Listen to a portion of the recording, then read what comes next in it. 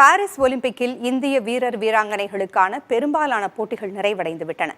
இந்தியாவின் பதக்க கனவுகள் வெள்ளியாகவும் வெண்கல பதக்கங்களாகவும் முடிந்திருக்கின்றன.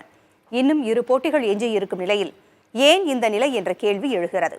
இந்த ஒலிம்பிக்கில் அதிகம் எதிர்பார்க்கப்பட்டவர்கள் ஏமாற்றத்தை தந்திருக்கிறார்கள்.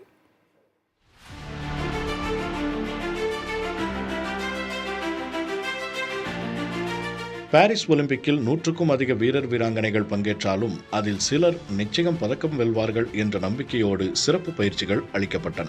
இவர்களின் பயிற்சிக்காக கூடுதல் செலவும் செய்யப்பட்டது. அப்படி பதக்க நம்பிக்கை அளித்தவர்களில் ஏமாற்றம் தந்தவர்களை பற்றி விரிவாக பார்க்கலாம்.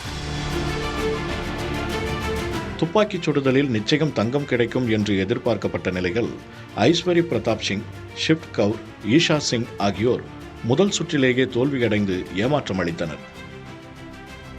பேட்மிண்டனில் சாத்விக், சிராக் ஷெட்டி இணை தங்கம் வெல்லும் என்று மிகவும் எதிர்பார்க்கப்பட்ட நிலையில் காலிறுதியில் அவர்கள் தோல்வியடைந்தனர்.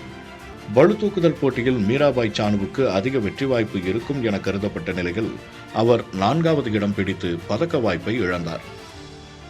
குத்துச்சண்டையில் லவ்லினா போரைன், நிகாத் ஷெரின் ஆகியோர் மீது பதக்க நம்பிக்கை இருந்தது.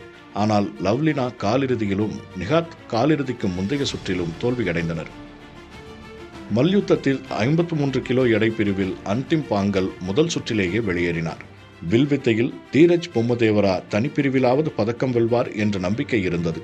ஆனால் அவரும் முதல் சுற்றில் தோல்வியை தழுவினார். நீரஜ் சோப்ரா வென்ற வெள்ளி, மனு பாக்கர், ஸ்வப்னில் குஷாலே மற்றும் ஹாக்கி அணி வென்ற வெண்கலங்களோடு சுருங்கிவிட்டது இந்தியாவின் பதக்கப்பட்டியல். ஏன் இந்த நிலை? நம்ம 3 வருஷம் பாத்தீங்கன்னா நல்ல சப்போர்ட் பண்ணிருக்காங்க. எல்லா ஸ்கீம்ஸுமே, கோச்சிங்க எங்கெங்க போனோமோ, ஃபாரின்ல போய் ட்ரெயின் பண்ணணுமா, எல்லா எக்ஸ்பென்சஸுமே கவர்மெண்ட் தான் எடுத்திருக்கு. ஒரு நீரஜ் சோப்ரா மாதிரி அத்லீட், அந்த ஈலைட் அத்லீட்ஸுக்கு எல்லாருமே சப்போர்ட் பண்றாங்க. பிரைவேட் செக்டரும், ஓஜிக்யூன்னு அந்த கம்பெனியும், பிரைவேட் செக்டர் எவ்வளோ பேரை ஸ்பான்சர் பண்ணி இது பண்றாங்க. பட் இதுல டெக்னிக்கல் இம்ப்ரூவ்மெண்ட்ஸ் வேணும்னா நம்ம அந்த ஃபீல்ட்ல தான் பண்ணணும். அது அத்லீட் தான் அதை டெலிவர் பண்ணணும். இதுதான் சொன்னாரு பிரகாஷ் பாதுகோன். இந்த மாதிரி ஸ்போர்ட்ஸ்மேன் இன்னும் கொஞ்சம் பண்ணணும், மெடல் ஜெயிக்கணும்னா அவங்க தான் பெர்ஃபார்ம் பண்ணணும். இவர் சொன்னது போல விளையாட்டு வீரர் வீராங்கனைகளுக்கு வெல்ல வேண்டும் என்ற தீவிர போராட்ட வெறி இருந்தால் மட்டுமே பதக்கங்கள் வசமாகும்.